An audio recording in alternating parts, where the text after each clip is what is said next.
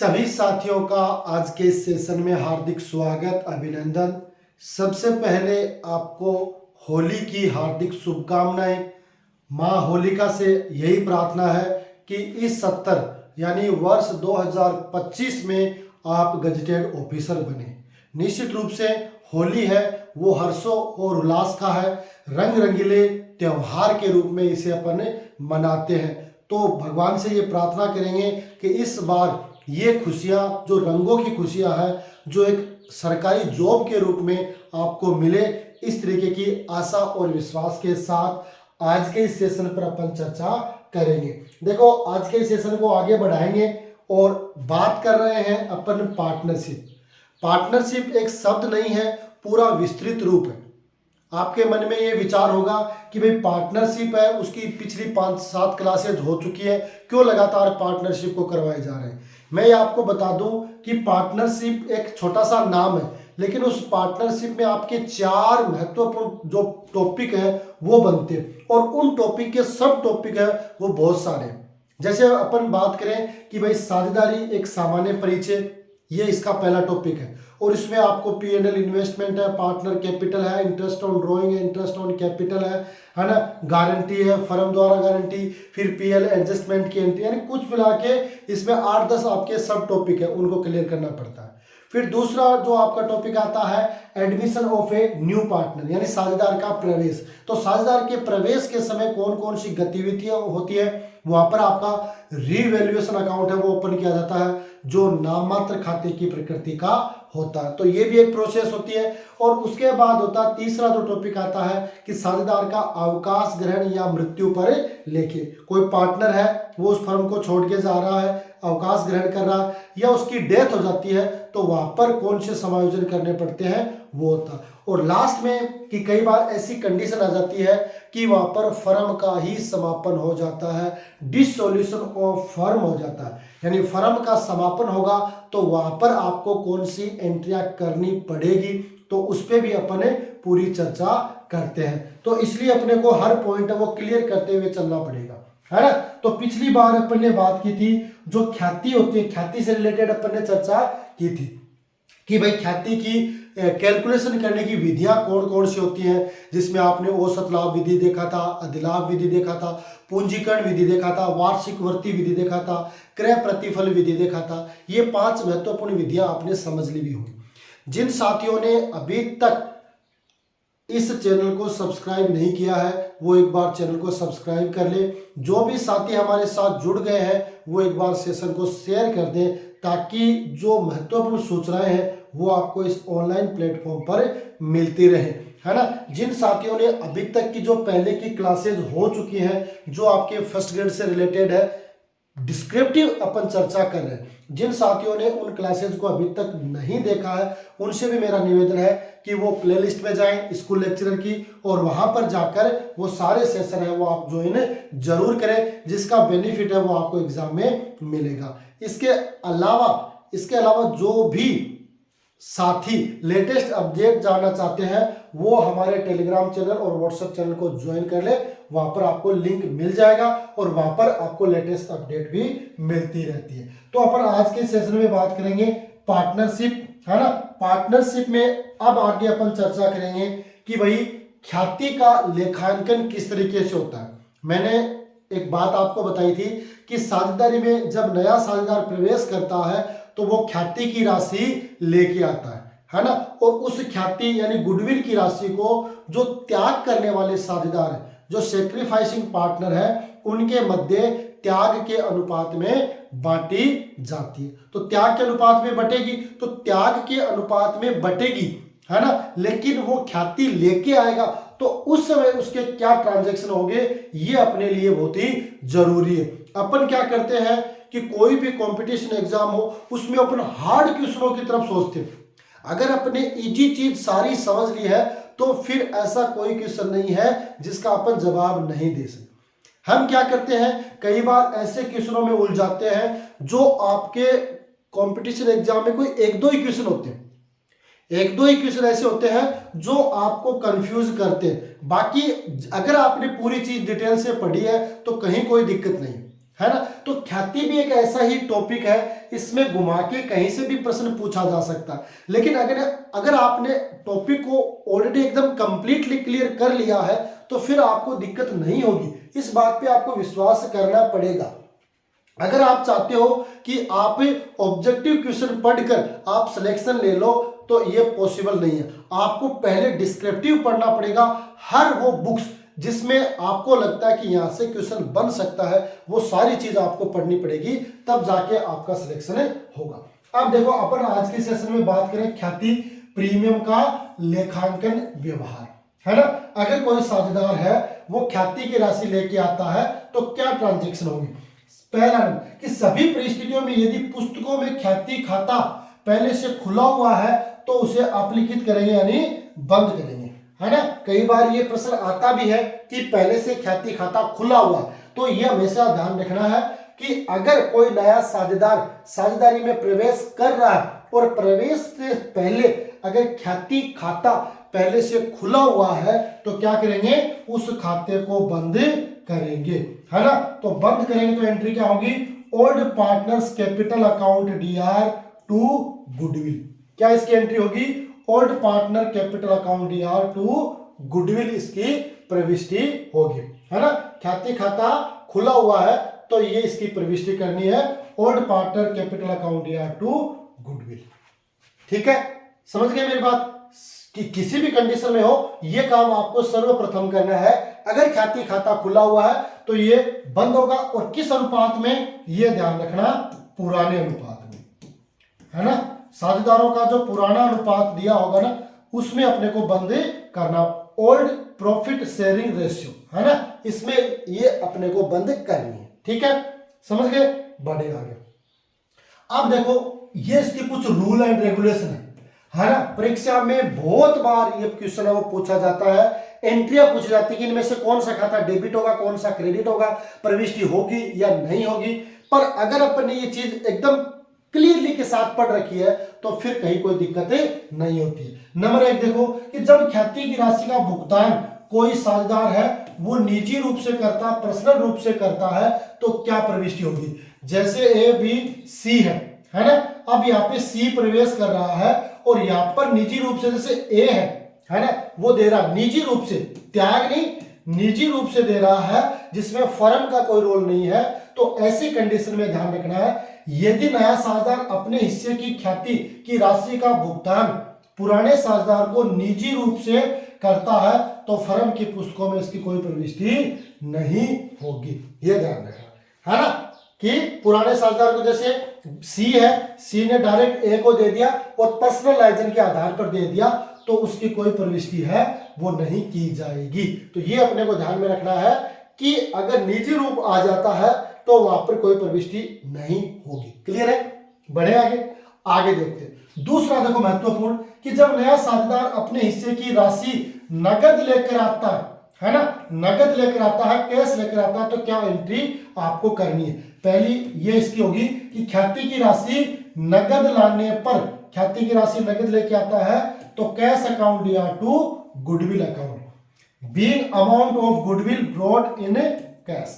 ठीक है, ये अगर ख्याति की राशि नगद लेके आता है तो ये इसकी एंट्री होगी cash account DR to goodwill. अभी 12th बोर्ड की एग्जाम हुई थी उसमें ये क्वेश्चन है वो आपसे पूछा गया था, है ना। तो हूबहू वहां पर ये प्रविष्टि दी गई थी। तो बोर्ड की बात कर रहा हूं मैं, लेकिन आप जो बोर्ड में पढ़ते हैं वो आगे कंपटीशन की तैयारी करते हैं, है ना। भाई कॉमर्स के जो बच्चे हैं जिन्होंने 12वीं बोर्ड में एग्जाम दिया है वो आगे BCom करेंगे, MCom करेंगे, फर्स्ट ग्रेड की तैयारी करेंगे, जूनियर अकाउंटेंट की तैयारी करेंगे, तो उनके लिए भी तो उपयोगी है ना। तो ये क्वेश्चन है वो बोर्ड एग्जाम में हूबहू पूछा गया था। तो नगद राशि लाएगा तो cash account DR to goodwill है, इसकी प्रविष्टि हो जाएगी।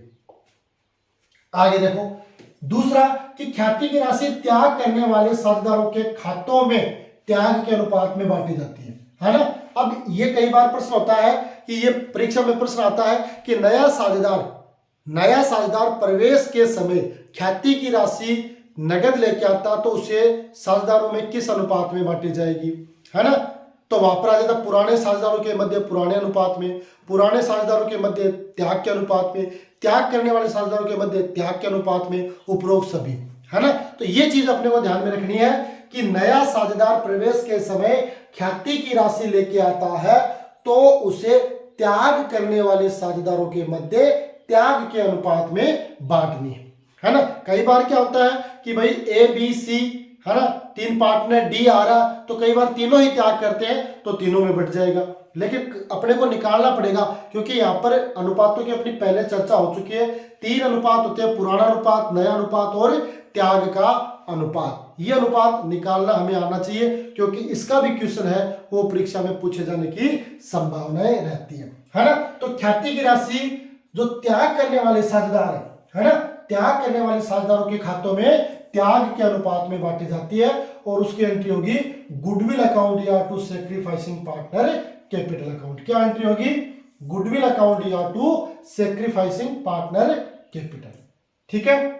तीसरी एंट्री क्या हो जाएगी कि अगर ख्याति की राशि व्यापार से निकालते हैं, जिस साझेदार के हिस्से में ख्याति की राशि आई है और वो चाहता है कि वो राशि मैं नगद रूप से व्यापार से निकाल लूं, तो एंट्री हो जाएगी क्योंकि सैक्रिफाइसिंग पार्टनर कैपिटल अकाउंट या टू कैश, यहां पर ये क्या हो जाएंगे? पाने वाले हो जाएंगे। जिन्होंने त्याग किया है अब ये पैसे प्राप्त करेंगे, तो सैक्रिफाइसिंग पार्टनर कैपिटल अकाउंट या टू कैश है वो इसकी प्रविष्टि हो जाएगी। तो ये प्रविष्टि भी अपने को क्या करनी है? ध्यान में रखनी है ना। इसलिए ये जरूरी है क्योंकि कंपटीशन एग्जाम में बहुत बार ये पूछा जाता है कि भाई जो इसी में पूछ रहे कि भाई राशि निकालते समय कौन सा खाता डेबिट होगा, कौन सा क्रेडिट होगा, तो ये चीज अपने को ध्यान में रखनी है। सैक्रिफाइसिंग है वो डेबिट है, ये क्रेडिट है, ये छोटी छोटी बातें हैं, लेकिन इसको अगर अपन ने आराम से पढ़ा है तो सारी चीज क्लियर होती है चलेगी। और कहते हैं दिमाग जितना एक्टिव रखोगे उतनी ही चीज है वो आपके याद ज्यादा होगी। ठीक है। तो ये ख्याति की राशि निकालने पर एंट्री हो जाएगी। ये पहली कंडीशन है। जब ये आपकी सेकंड कंडीशन है, नगद राशि लेके आता है, तो नगद राशि लेके आता है तो इन 3 प्रविष्टि अपने को करनी होती है। तीसरी कंडीशन, तीसरी क्या है कि जब नया साझेदार अपने हिस्से की ख्याति की राशि नगद नहीं लेके आता है ना।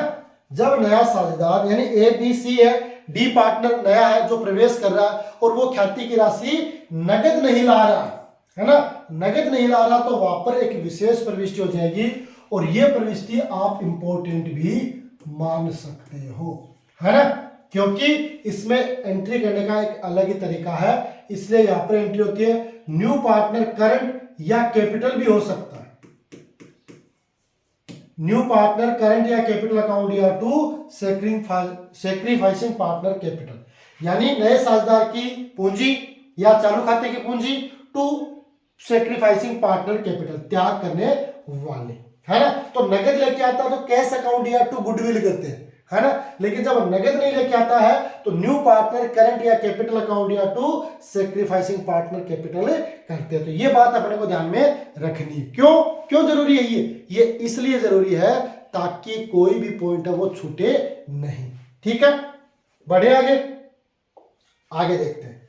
आगे 4 नंबर क्या है कि जब नया साझेदार अपने हिस्से की ख्याति आंशिक रूप से, यानी आंशिक रूप में कि भाई ख्याति की हिस्से की उसकी 20,000 की राशि थी, 10,000 तो वो नगद लेके आ रहा है और 10,000 वो नगद लेके नहीं आ रहा, तो आपको 2 नंबर और 3 नंबर की मिक्स प्रविष्टि है वो करनी पड़ेगी। आंशिक रूप से नगद लेके आता है तो जितनी राशि नगद लेके आएगा उसकी तो ये एंट्री हो जाएगी कि ख्याति का जो हिस्सा नगद लेकर आता है तो कैश अकाउंट या टू गुडविल, है ना, ख्याति का हिस्सा नगद लेके आता है तो क्या एंट्री हो जाएगी?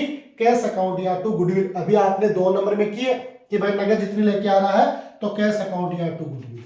और दूसरी कि त्याग करने वाले साझेदारों के खातों में त्याग के अनुपात में ख्याति का स्थानांतरण करने पर अपन ने तीसरी प्रविष्टि क्या की थी? न्यू पार्टनर करंट या कैपिटल अकाउंट या टू सैक्रिफाइसिंग पार्टनर कैपिटल।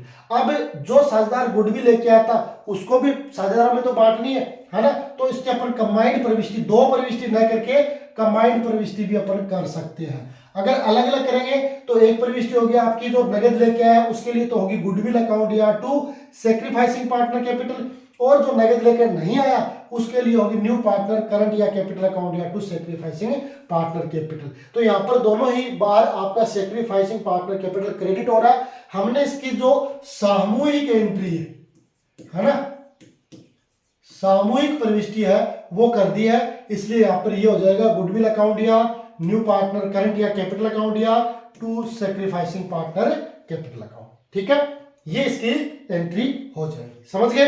ये कब होगी? जब नया साझेदार आंशिक रूप से, क्योंकि अपने पास परिस्थितियां बदल गई है। पहली परिस्थिति में क्या था कि निजी रूप से तो कोई प्रविष्टि नहीं होगी, दूसरी में नगद लेके आता है तो 3 प्रविष्टि हो गई, तीसरी में नगद लेके नहीं आता है तो 1 प्रविष्टि हो गई, फिर चौथी में आंशिक रूप से नगद लेके आता है ना, आंशिक यानी थोड़ी राशि नगद और थोड़ी बाकी, तो वहां पर अपने को जो नगद लेके आता है उसकी तो अपने एंट्री करते हैं कैश अकाउंट या टू गुडविल। अब दूसरी एंट्री को अलग अलग न करके सामूहिक कंबाइंड प्रविष्टि कर दी है। ठीक है,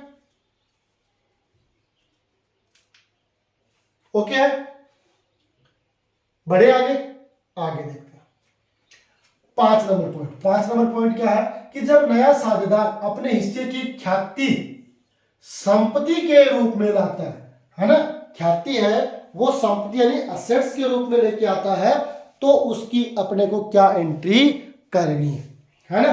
जब नया साझेदार अपने हिस्से की ख्याति किसी संपत्ति के रूप में लेके आता है तो क्या प्रविष्टि होगी? सबसे पहले कि भाई ख्याति के लिए संपत्ति लाने पर व्यापार में संपत्ति आएगी तो एंट्री हो जाएगी आपकी एसेट्स अकाउंट या टू गुडविल, है ना। संपत्ति का भी कोई कोई तो मूल्य होगा, है ना, तो एसेट्स अकाउंट या टू गुडविल।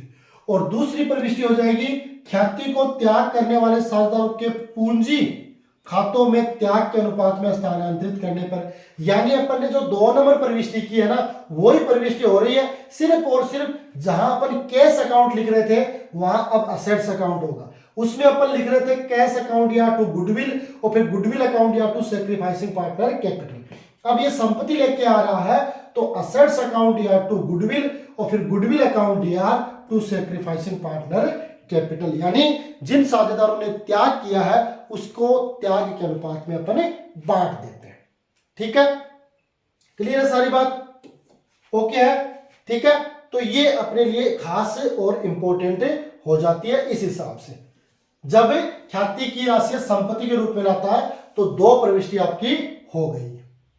ओके है, बढ़े आगे देखो 6 नंबर क्या कह रहा है? छिपी हुई ख्याति यानी हिडन गुडविल, है ना। हिडन गुडविल लेके आता है, इसका लेखा तो अपन ने किया था हिडन गुडविल वाले का, तो है ना। हिडन गुडविल का अपन ने कैलकुलेट करके बताया था कि भाई total capital minus adjusted capital, है ना, उसके आधार पर अपन ने हिडन गुडविल ज्ञात की थी। लेकिन वो हिडन गुडविल निकलेगी तो उसकी एंट्री क्या होगी? तो पहली उसकी प्रविष्टि होगी कि साझेदार के ख्याति के हिस्से से, है ना, तो न्यू पार्टनर करंट अकाउंट या टू सैक्रिफाइसिंग पार्टनर कैपिटल। क्या होगी? न्यू पार्टनर करंट अकाउंट या टू सैक्रिफाइसिंग पार्टनर कैपिटल, है ना। कब होगी? जब साझेदार की अपने हिडन गुडविल की कैलकुलेशन करते हैं, है ना। तो छुपी हुई ख्याति, है ना,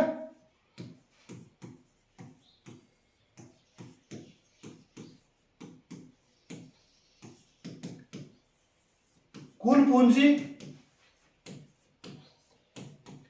माइनस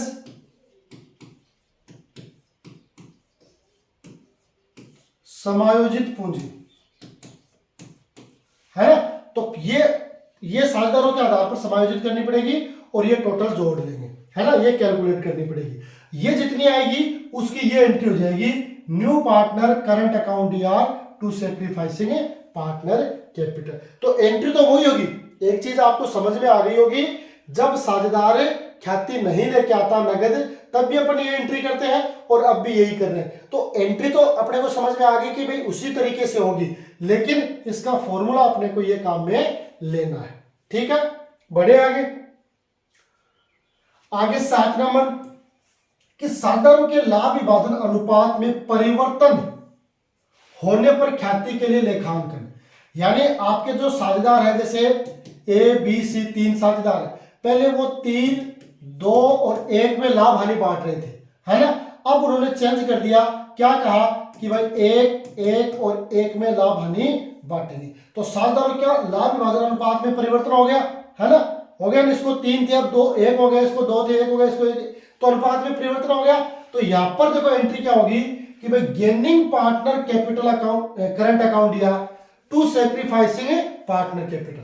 अब देखो यहां पर जो सी है वो गेन कर रहा है, क्योंकि पहले इसका हिस्सा कितना था 1/6 और अब इसका हिस्सा कितना हो गया 1/3, है ना, यानी कुल मिलाकर डबल हो गया। 1/6 का मतलब हो गया पहले इससे 100 में से 16.67% मिलता था और अब इसे कितना मिलेगा 3.33 यानी 33.33% मिलेगा। तो ये इसका तो हो गया गेनिंग और इन दोनों ने क्या कर दिया सेक्रीफाइस कर दिया यानी त्याग कर दिया। तो यहां पर एंट्री रहेगी जो गेन करेगा, यानी गेन कर रहा सी, तो सीज पार्टनर करंट अकाउंट या to A's partner capital to B's partner capital, है ना। तो ये या बीज कैपिटल भी हो जाएगा, है ना। तो ये प्रविष्टि कब होगी जब साझेदारों के अनुपात में कोई परिवर्तन होता है, और परिवर्तन होता है तो वहां पर क्या होगा कोई साझेदार त्याग करेगा और कोई गेन करेगा, है ना। तो गेन को डेबिट करेंगे क्योंकि पाने वाले को डेबिट करते हैं, तो एंट्री हो जाएगी आपकी गेनिंग पार्टनर करंट अकाउंट या टू सेक्रीफाइसिंग पार्टनर कैपिटल। आगे समझ में बात। तो ये चीज अपने को करनी है, इसके अकॉर्डिंग अपने को सारा काम है वो करना है। ओके, अब बढ़े आगे। आगे देखो ये बहुत ही खास है, इंपॉर्टेंट है ना, कि लेखा मानक 10 है ना जो आपकी स्थायी संपत्तियों से है, लेखा मानक 26 है ना, और इंडियन अकाउंटिंग स्टैंडर्ड 38 के अनुसार ख्याति को पुस्तकों में तभी लिखा जाता है जब इसको क्रय करने हेतु मुद्रा में या मुद्रा तुल्य कोई क्रय प्रतिफल चुकाया गया हो। अतः केवल क्रय की गई ख्याति को ही लेखा पुस्तकों में लेखा किया जाता है। ख्याति मैंने आपको पहले बताई भी थी, पुनः मैं आपसे रिवाइज कर दूं कि ख्याति दो तरीके से होती है, एक तो स्व अर्जित ख्याति और एक क्रय की गई ख्याति। स्व अर्जित ख्याति वो होती है जो आपके व्यवहार से, आपके आचरण से, आपके कार्य से आप अर्जित करते हो, है ना, उसका कोई मूल्य नहीं चुकाया जाता, वो आपकी स्व अर्जित ख्याति होती है। और ये हमेशा ध्यान रखना, स्व अर्जित ख्याति को कभी भी खातों में नहीं दिखाया जाता है, उन्हें खातों में शो नहीं किया जा सकता। जो क्रय की गई, जो दूसरी ख्याति कौन सी होती है, क्रय की गई ख्याति, तो क्रय की गई ख्याति को ही लेखा मानक 10, 26 और भारतीय लेखा मानक 38 के अनुसार लेखा पुस्तकों में उन्हें शो किया जाता है। तो ये चीज अपने को ध्यान में रखनी है, ठीक है। कौन सी ख्याति होगी, क्रय की गई ख्याति, स्व अर्जित ख्याति नहीं दिखाई जाएगी लेखा पुस्तकों में। ओके, अब देखो एक एग्जांपल देख लेते हैं अपन, इससे सारे आपके डाउट है वो क्लियर भी हो जाएंगे। ए और बी एक फर्म में साझेदार है जो 3-2 के अनुपात में लाभ विभाजन करते हैं। सी को लाभ में 1/4 भाग के लिए प्रवेश देते हैं। सी ख्याति के लिए 20,000 रुपये नकद लेके आता है। यहाँ पर दो कंडीशन दे रखी है। पहली, व्यवसाय, ख्याति को व्यवसाय में रहने दिया जाता है, यानी व्यापार से नहीं निकाला जाता, तो इसकी दो प्रविष्टि होगी। पहली प्रविष्टि नगद लेके आ रहा है, तो पहली प्रविष्टि आपकी हो जाएगी कैश अकाउंट डीआर, कितनी 20,000 टू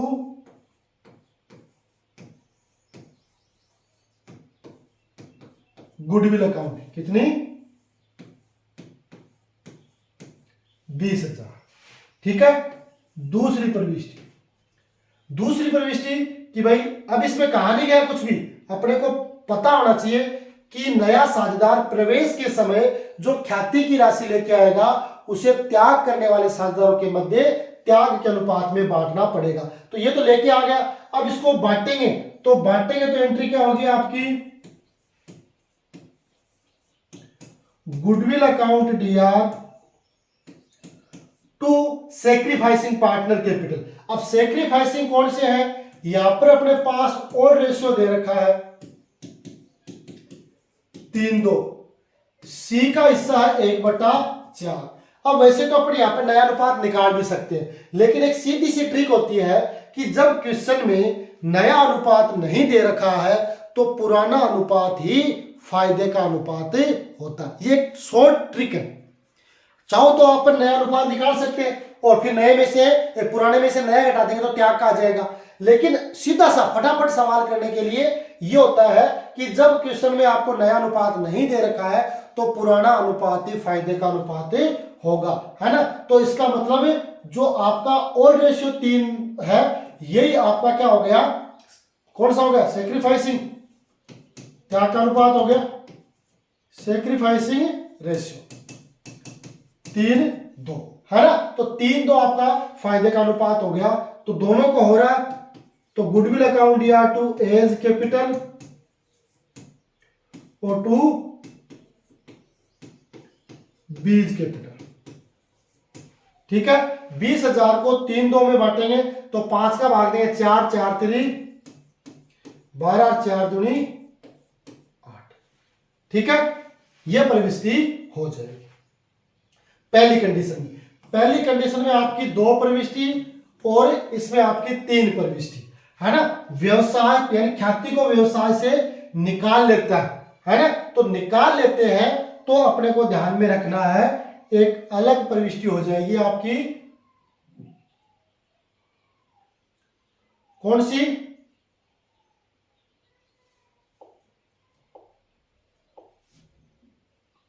अलग प्रविष्टि होगी। कौन सी प्रविष्टि होगी, देखो पहले में ये 2 हो गई, है ना। अब दूसरे में भी ये 2 तो पक्की है और तीसरी कौन सी हो जाएगी, ये तो होगी दूसरे में भी और ये भी होगी। ये क्या करें, व्यवसाय से राशि निकाल देता है। कौन कौन, ए और बी। तो इसकी एंट्री हो जाएगी एज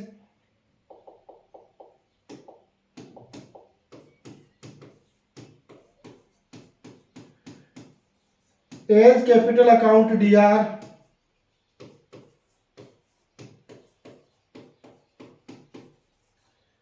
बीज capital account DR to cash.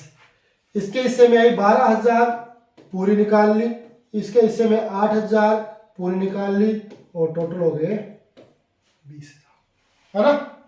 तो ये प्रविष्टि कब होगी, पहले के अकॉर्डिंग तो आपकी 2 हो गई और तीसरे में 2 ये तो होंगी प्लस एक और होगी, 3 हो जाएगी। यानी जो सेकंड कंडीशन है उसमें ये दोनों होगी और ये होगी, फर्स्ट कंडीशन में ये दोनों प्रविष्टियां होंगी, है ना। समझ गए मेरी बात, बताओ देखिए समझे कि नहीं समझे। यहां तक आपकी कितनी चीज है वो क्लियर हो गई है। साथ में जो भी साथी फर्स्ट ग्रेड जूनियर अकाउंटेंट लेखा सहायक एग्जाम, इसके अलावा कॉमर्स रिलेटेड किसी एग्जाम की तैयारी कर रहे हैं वो कमेंट बॉक्स में कमेंट करके रिप्लाई करें कि भाई मैं इस एग्जाम की तैयारी कर रहा हूं, ताकि उसके अकॉर्डिंग आपको नोट्स वो प्रोवाइड करवाए जा सके। साथ में जो भी साथी इस पे जुड़ चुके हैं वो सेशन को शेयर कर दें और भी साथियों को शेयर करें, क्योंकि आपको इस ऑनलाइन प्लेटफॉर्म पर लेटेस्ट अपडेट है वो मिलती रहती है जो आपके एग्जाम के लिए बड़ी ही फायदेमंद होती है। तो ये था साथियों एक छोटा सा सेशन जो मैंने आपके साथ शेयर किया है।